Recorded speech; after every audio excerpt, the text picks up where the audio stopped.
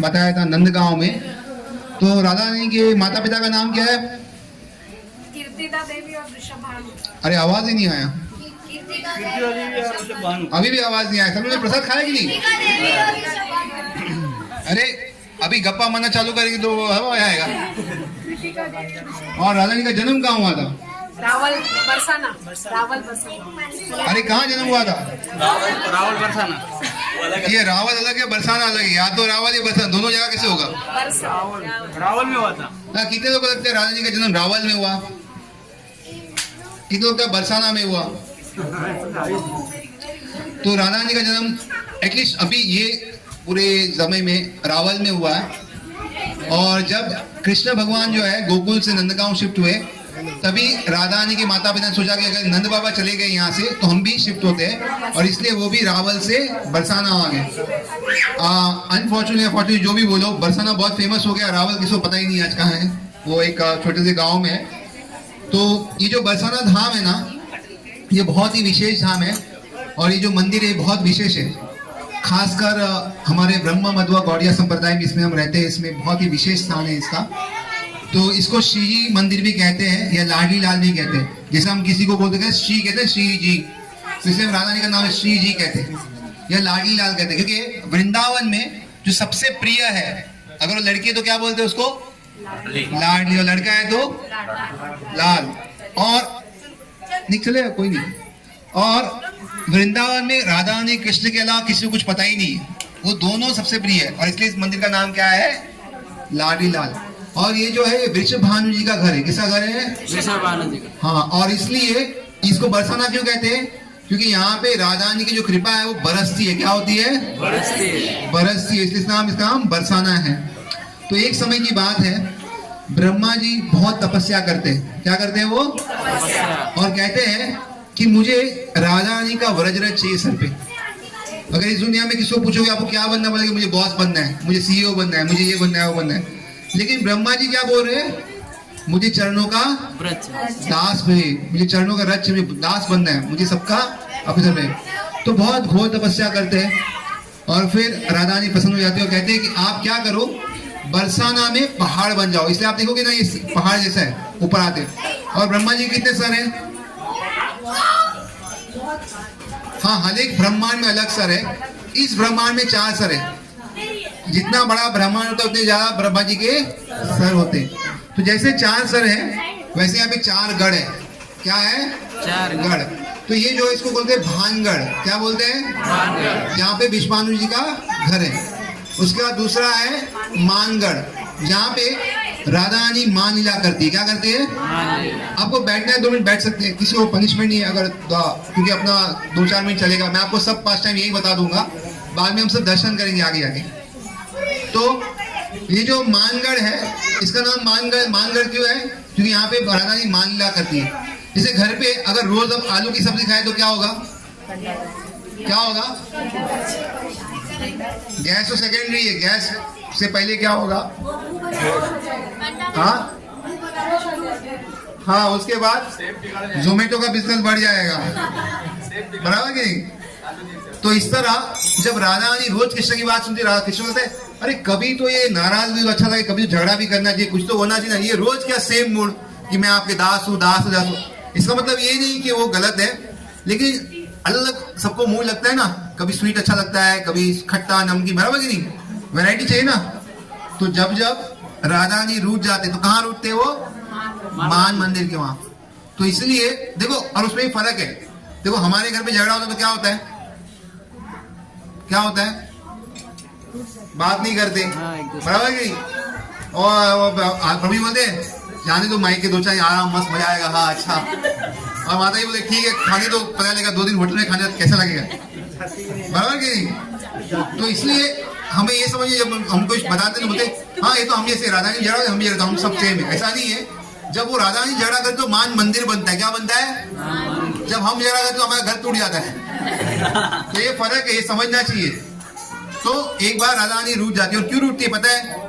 कृष्ण बोलते हैं कि आज हम राधा रानी की तारीफ करेंगे, कुछ शेर सुनाएंगे। क्या सुनाएंगे? कुछ जैसे शेर सुनाते ना, तो क्या बोलते हैं? चांद सा सुंदर चेहरा हो आपका। अब परिवार के सुरक्षित भविष्य की ना रहेगी कोई फिक्र जब A to Z पॉलिसी हो आपके घर, जिनके पास है सभी प्रकार के इंश्योरेंस पॉलिसी जैसे health insurance, personal accident, WC policy, term insurance, two wheeler, taxi insurance, car insurance, bike insurance, auto insurance, truck insurance, mediclaim insurance, life insurance, investment plan का one stop solution, pan India services, financial consultant. सुरक्षा आपकी जिम्मेदारी हमारी। ज्यादा जानकारी के लिए संपर्क करें 9377198198। कैसा चेहरा है आपका? चांद सा सुंदर चेहरा है आप। जैसे राधा रानी सुनती है बोलती है, ये क्या है? मेरा चेहरा आपको चांद से कंपेयर किया? इतना खराब कंपैरिजन। ऐसा खराब कोई शेर होता है क्या? Third class. बोला चांद जो है उसके ऊपर दाग है। आपको मेरे चेहरे पे दाग दिखते हैं क्या? दाग दिखते हैं मेरे चेहरे पे। और तो और चांद ना 15 दिन मुरझा जाता है, और 15 दिन, एक दिन खाली पूर्णिमा दिन पूरा चांद है। आपको क्या लगता है मेरी रोज खूबसूरती कम हो रही है क्या? हाँ, रोज कम हो रही फिर ज्यादा हो रही है, ऐसा हो रहा है क्या? आपने ऐसा कैसे किया? मेरा कंपेयर इतना गलत कैसे किया? आज से कट्टी हम बात नहीं करेंगे।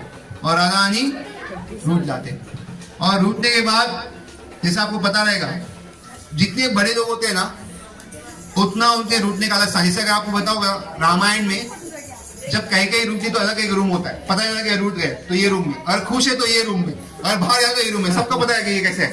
तो जैसे राधा रानी रूठ जाती तो मान मंदिर अपना पकड़, मान मंदिर में रुके, और फिर कृष्ण आते मनाने के लिए। बोलते कृष्ण बोलते अरे मैंने तो तारीफ करी, मैंने थोड़ी कुछ गलत किया, थोड़ी आपको कुछ बता, मैं तो अभी तारीफ कर रहा हूँ। नहीं कुछ नहीं हो गया।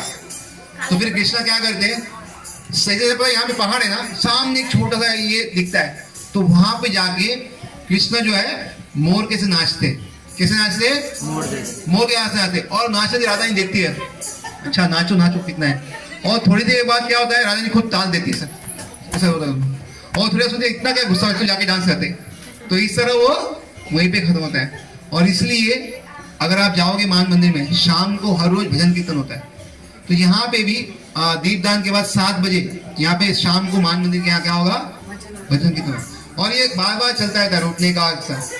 एक बार जो राधा रानी है ना, वो अलग कारण से रूठती है। क्या होता है, राधा रानी और कृष्ण का अपॉइंटमेंट फिक्स हो जाता है, से होता है ना फिक्स। तो राधा रानी तो सज्जत के टाइम पे, लेकिन कृष्ण हमारे बस 2 मिनट अभी पहुंचा, राधा रानी को 2 घंटे हो गए, 2 मिनट अभी पहुंचा। तो ऐसा करते करते दिन हो जाता है और शाम होता है, और कृष्ण जी रास्ते में आते हैं तो सामने चंद्रावली की टीम आती है। सब लोग ना लेफ्ट विंग राइट विंग देखा ही नहीं। तो ऐसे वृंदावन में बहुत सारी पार्टी होती है, लेकिन याद रखना ये पॉलिटिकल पार्टी ऐसा नहीं है। यहाँ वृंदावन में सारे पार्टी का एक ही मकसद है कि कैसे कृष्ण को प्रसन्न किया जाए। ऐसा नहीं लेफ्ट विंग और राइट विंग बोलेंगे यहाँ अपना काम को, ऐसा नहीं। तो सब लोग का एक ही इच्छा है कि राधा रानी को कैसे कृष्ण को पसंद किया, लेकिन अलग तरीके से पसंद करते। तो एक बार जब कृष्ण आते तो चंद्रावली जो है ना वो लेफ्ट विंग में है। वो कहती है अरे आप बहुत दिन से हमारे घर नहीं आए, कुछ खा पी के जाइए, थोड़ा संगीत सुन के जाइए, आराम करके जाइए। तो कृष्ण भी बोलते ठीक है, बहुत आया नहीं है। तो जैसे ही चंदू कहते थोड़ा ये भी खाइए, थोड़ा ये भी करिए। ऐसा करते शाम हो जाती और कृष्ण को याद है अरे मेरा अपॉइंटमेंट था सुबह और शाम हो गई और मैं यहीं पे हूँ। और आपको पता है वृंदावन में कम्युनिकेशन कैसे करते थे? तभी तो मोबाइल नहीं था ना। अभी राधा जी को कितना टाइम लगने वाला है, कैसे कम्युनिकेट करते थे? हाँ, बर्ड्स के थ्रू, सबके अपने में बर्ड्स होते थे। तो राधा रानी का एक बहुत ही सुंदर तोता, सुख तोता बोलते। तो सुख तोता है ना वहां पे खड़ा देखा कि अरे कृष्ण चंद्रावली के साथ है, ये न्यूज तो राधा रानी को देनी पड़ेगी। तो जाके क्या करते हैं, राधा रानी को बता के आते हैं देखो आज ये हो गया, अभी वो आएंगे आपके पास, तो क्या करना, गायब होना यहाँ से। और राधा रानी को सब बताए थे, और रानी बोलते अच्छा मेरी अपोजिट पार्टी में चले गए, मुझे छोड़ दिया, बस हो गया। और फिर चालू। और जब कृष्ण आए बोले नहीं बस हो गया, आज तो हम उनके मानेंगे नहीं। तो कृष्ण बहुत ट्राई करते, और राधा रानी की इतनी सखिया है ना, विशाखा देवी ललिता, वो भी ट्राई करते, लेकिन कुछ नहीं।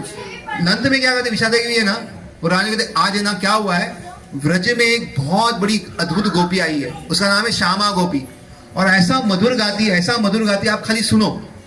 बोले ठीक है, वैसे तो मेरा मूड खराब है, तो आप सुन देते हैं। तो फिर सुनना चालू करते और सुनते सुनते इतने भावुक हो जाते कि राधा रानी श्याम गोपी को गले आते और जैसे गले आए सुनते अरे तो श्यामा गोपी नहीं, हमारे श्याम जी है, और वहां पे उनका मान भंग हो जाता है। तो इस तरह बार बार ये लीला होती है और यहाँ पे मान मंदिर में चलता है, इसलिए इसका नाम है मान मंदिर। तो पहला कौन सा था? भानगढ़। दूसरा तीसरा है दानगढ़। ये वो दान नहीं है जो हम देते, जैसे हम लोग टैक्स कलेक्ट करते हैं ना, टैक्स देते कि कितने लोग इनकम टैक्स भरते कि नहीं? अगर इनकम टैक्स नहीं बोलते इस दुनिया में कोई नहीं जो टैक्स नहीं भरता। जीएसटी आ गया आजकल जो इनडायरेक्टली डायरेक्टली दे देता है। तो वहां पे साकरी खोर नाम की जगह है। साकरी खोर क्यों बोलते हैं उसको? इतनी पतली गली है ना, एक समय में एक ही आदमी आता, चाहे कितना भी पतला आदमी रहेगा तो भी एक ही आदमी जाएगा, मोटा भी रहेगा तो एक ही आदमी आएगा।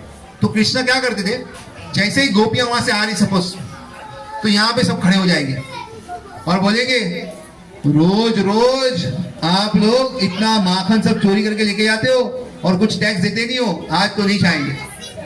अगर आज आपने टैक्स नहीं लिया तो नहीं छोड़ेंगे। तो क्या लगेगा टैक्स? बोलो माखन वो छाछ हमको दे दो, हम पिएंगे। और कभी कभी गोपियां मानती, कभी कभी नहीं मानती। तो जैसे नहीं मानेंगे क्या करेंगे, सारे कृष्ण क्या करेंगे, सब मटकियां फोड़ देंगे, बोले हमको नहीं तो किसी को भी नहीं मिलेगा। तो ऐसा उनका चलता था। एक दिन राधा रानी बोली बस हो गया, हमारे साथ रोज ऐसा, एक तो बहुत हमारी इज्जत का रोज खराब